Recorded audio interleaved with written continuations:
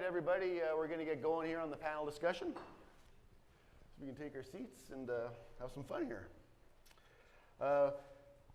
It's pretty cool to have three of the other health, safety, and wellness committee members on the panel with me today. We've all worked really hard building this conference this last year, and it's just a really good experience. We've got a good camaraderie going on here. And the panel discussion is obviously keeping in flow with our theme of the conference, being kinder and better when we're together. And this panel discussion is how can we improve our health, safety, and wellness at the home site, at our home, and at the job site.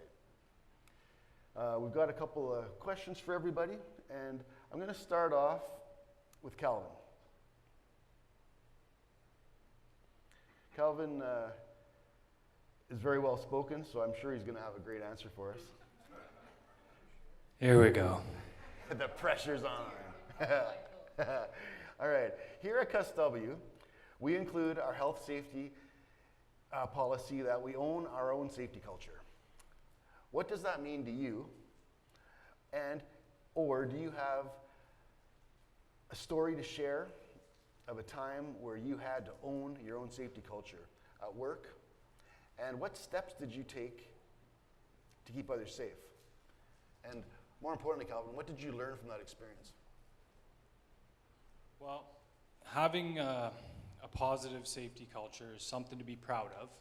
And at CUSW, we should be proud owners of that culture, especially the way things are and the informative roles that we all play and the people that we have in our environment that give us the information we need every day. It seems to be very fluent and there's more than enough of it to go around. I've been a health and safety rep for over 12 years in 4 different companies now. So I have many examples to choose from, but one of the ones that I was faced with where I had to own my safety culture was when I was dealing with a member that was suffering from addiction illness. This member was actually a good friend and my supervisor at the time. Having the conversation, it was a difficult thing to begin to even think about doing. And when it came down to having that conversation, you know, there were tears shed between both of us, and it was probably, you know, one of the most difficult times that I went through in the workplace. Given said that, I've lost a lot of friends in my life due to addiction and illness, and I had to come to terms with the fact that I was actually more comfortable with going to a funeral than I was having that conversation. So coming through that, I was new into navigating how to get that member the help. And that member actually didn't know how to reach out to get the help. And that's how they ended up in the situation they were in and why things went too far. You know, given said the way things went and the process that we went through, the amount of information that CUSW provided us to be able to get through that and the amount of help that we had led me down the path to where I am today. And it led me into the role that I have now. So it was one of those pivotal moments in my life where I will never regret standing up and saying something and owning my safety culture. No, that's a great answer, Calvin. Thank you for sharing that. I'd like to know, you said the person you had to have this really difficult conversation with was a good friend of yours and your supervisor as well. Obviously, a little tense situation, a little bit difficult conversation to have, obviously. Now that it's all said and done, what's your relationship with that person now? Actually, there's a connection between me and that person and the rest of their family now. So family members of that person I didn't know before, I'm connected with now, as well as that person and a couple other people. We put on presentations to help out at the treatment center where he got his treatment. So Wow. we'll hear from some other members from Trafalgar as well. So, Oh, that's great. Yeah. You're obviously pushing forward the whole kindness theme before we even got here today. Thank you. yeah, thanks. It's great, man. Really. Okay, Sean, you're on the hot seat. Wonderful. I really enjoy talking in front of groups, so this is going to be amazing. All right. I've been, I'll go about 5 shades of red today, so just hang tight. Enjoy a little smirk here or there, that's completely fine. But what do you got for me? Okay, our theme for this year's conference is kinder and better when we're together. Can you explain what role kindness plays towards your health, safety, and your wellness? Yeah, so I'm super excited about this year's theme, kinder and better when we're together. It's a nice reminder that together we can accomplish anything. And I know we touched on a couple of points earlier today that our work, we spend a lot of time at. And there's points in the week that I see my coworkers more than I see my family. And you gotta understand and appreciate your coworkers and take the time as if they were family. Well, we talked about sometimes it's the most positive atmosphere that somebody has in their life is work. And to be able to create our own culture and to create a positive, kind, caring, understanding and growing community within CUSW is something that's truly amazing, and you don't get that opportunity everywhere you go. I just got a comment. As you were talking, I could see the level of your stress, the color of your face going from red to back to normal. Like, Well, now it's going to go red again since you highlighted No, it. but that's what I'm going for, putting him on the hot seat. But seriously, it's really cool how you just kind of opened up, and like I can tell you're feeling comfortable. It's cool. All right, thanks very much, Sean. I appreciate your answer. Thank you. I'm gonna ask you three. All right, Shannon, you're next on the chopping block. What's that? Okay. To help keep our workplaces safe, what 3 things would you want members to either remember or act on when they return to work the next week? This week coming up. Well, after your session today, I'd hope everybody here realizes that we have resources available. And I'm hoping that we've given you some additional resources today that you can put in your toolkits and be able to use on the job and actually notify other members that we have them. And if there's anything that you think of that is missing, please contact a committee member here and we will look for it, we will find it for you and we'll get it to you. And the second thing I'd like you to know is you're not alone. Every one of us, the whole theme today, we're all human. We all have been through a lot. And then the third thing is you have a choice when you see something in the workforce. You can ignore it and walk on. And then, or you can start a conversation. And I would hope after today that every one of you feels that you'd rather walk up and start that conversation. Great answer, Shannon. Great answer.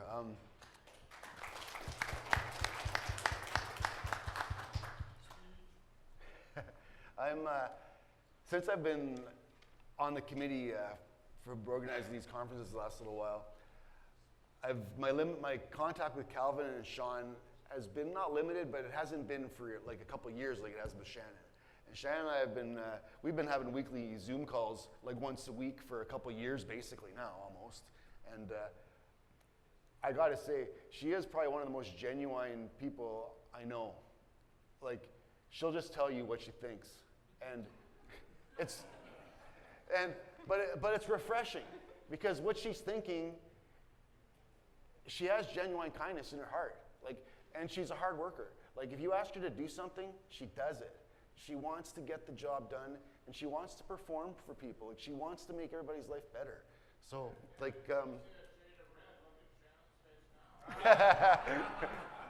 yeah. It's true. I'm just speaking from the heart. Like I don't have anything prepared for myself to say, but it's the truth. I know Shannon very well, and we've got a good connection. Yeah, it's true. We do. We really do. I tell you, you're like my hero. Thanks, Shannon. No, but like what Shannon is saying, what she does, like she is representing all of us to the best of her ability, and that's all we can all do. So just take that home with you. Now, we're going to keep going here. I got a couple more questions. I think, Calvin, you're going to be on the hot seat now, again. I'm going to ask the same question I just did. Our theme for this year's conference is kinder and better when we're together. Can you explain what role kindness plays towards our health, safety, and wellness? Matt? Yeah, so kindness is kind of, it's magical.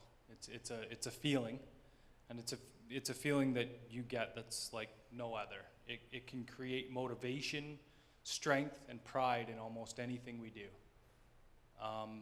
Just a small act of kindness can encourage someone to participate in something that they didn't know they were capable of doing.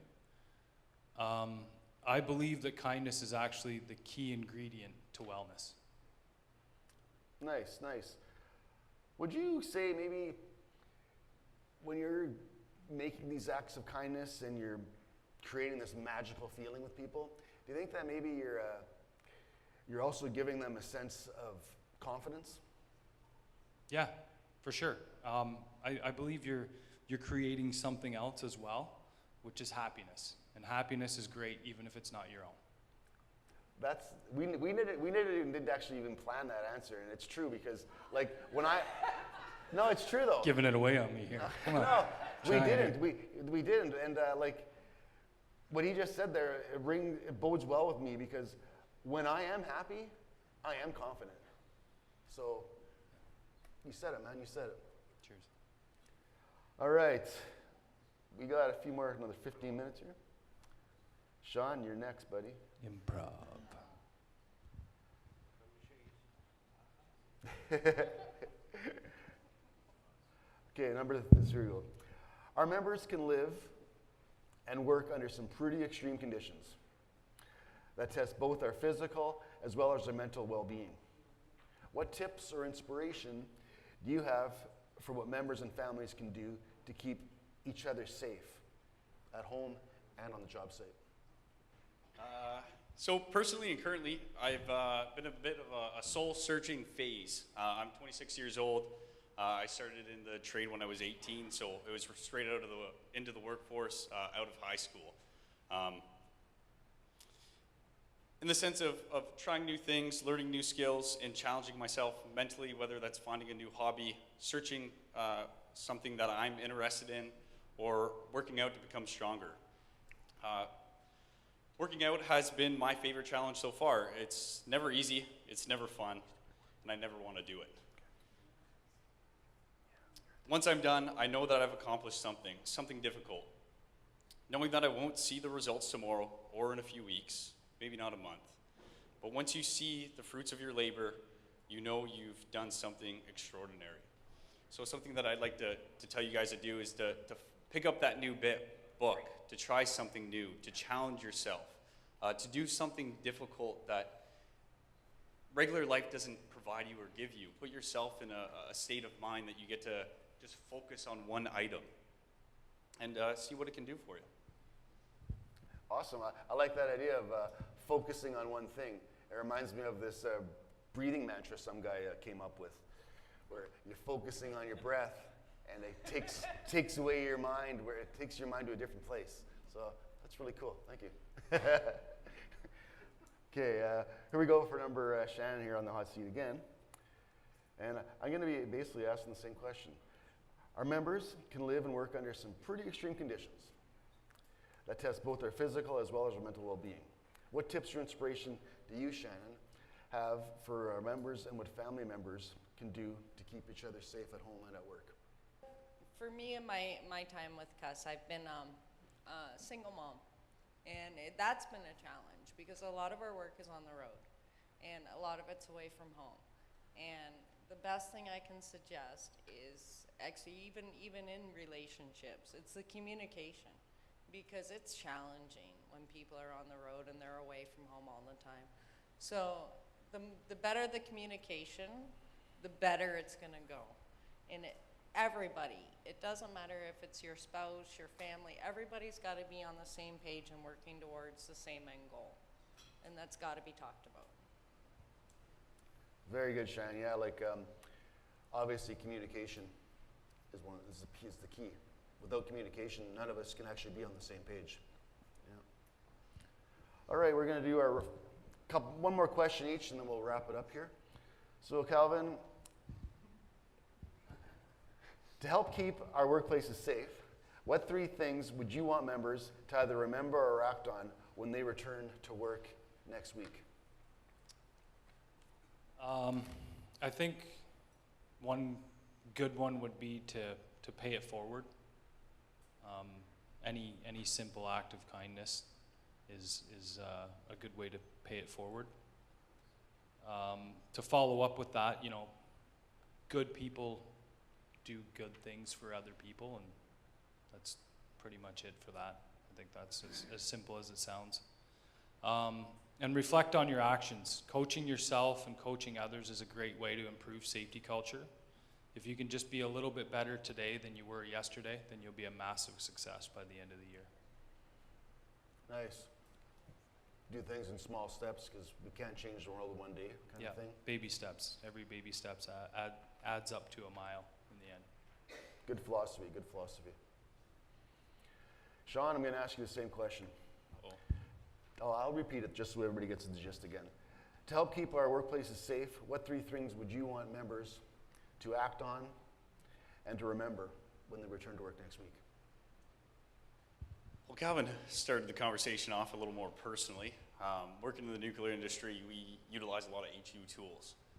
So there are items such as your self-check. And a self-check is before I walk into the station or I pass different zonal boundaries that have different levels of radiation, I do a self-check to ensure that I have my dosimetry, that I have the tools that I require, that everything is on me.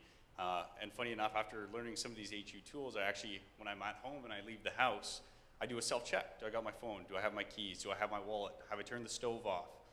It's one of those times in your life where you just take a second to think about, hey, do I got everything? Am I prepared? Am I ready to take that next step out the door and go to work or go see family or go do anything?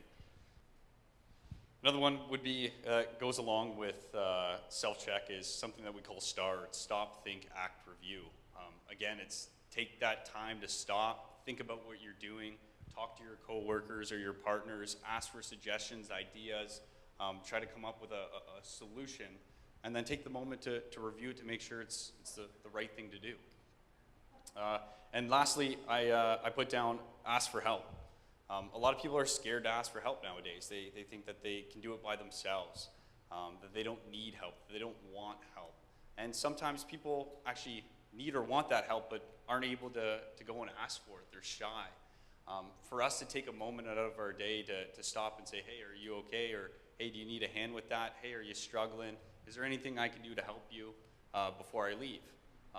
Taking that moment to help somebody else means a lot. Those are great answers, Sean. Thank you very much. Your final answer, you're talking about asking for help. That strings a chord with me. When I was struggling, let's say 3, 4, 5, 6, 7 years after my accident, really bad with the PTSD, I refused psychological counseling for the longest time. I thought I didn't need it. It was for weak people, all the other stuff you've heard. And it wasn't until I really realized that I needed help, and it wasn't because I realized it out of some sort of epiphany. It was just because I tried everything else, and it was a last resort. And I got to that point where I needed to ask for help. And when I asked for help, that was actually easy. Accepting the help was the hard part, because there's action and there's hard work that goes along with accepting this help. But I also learned when I accepted help, was actually offering and I was giving help to the people who were offering the help to me. And it sounds weird, but it's true. When you accept help, you're making it easier for people to help you. There's nothing worse than trying to help someone who's refusing your help or who just doesn't want it. It's really, really hard to be in that caregiver's position. Lots of times we look at things from the injured person's perspective too much and everything else, and the caregivers and the support systems, our family members, they don't get the respect, the love, the appreciation that they deserve, because they're the ones who are struggling just as much witnessing what we're going through as workers, whether we're injured physically or whether we have injuries of the mind. Like, everybody's walking around with something. And talking to these three great people, having all you guys here today, it's really inspiring. And I'm really glad we had these conversations today. I'm really looking forward to having a good meal with everybody and having a couple drinks tonight and continuing these conversations. Because really, like what we're talking about right here, it's great. But I've been to a lot of conferences in my life. Like the burn survivor community, I go to a lot of conferences there. I've been to lots of workplace conferences. And all this is awesome, it really is. But I truly feel the true value in these conferences is the hallway conversations that you have, the conversations you have in the elevator. Like, we went for dinner last night, and there was like 20 of us out. We had such a good time. And the conversations ranged from what we had for dinner the night before to what we did for our vacation the year before, and we're talking about everybody's kids, their lives, their families. Like, that's why we're here. We go to work for our families. We go to work to better our lives. And it's a choice. And I'm really glad you guys all made the choice to be here today, and I'm looking forward to continuing this tomorrow. So thank you very much for everybody for being here.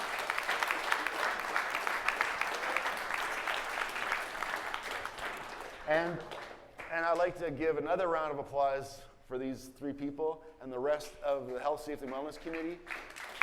They do a lot of work. They really do.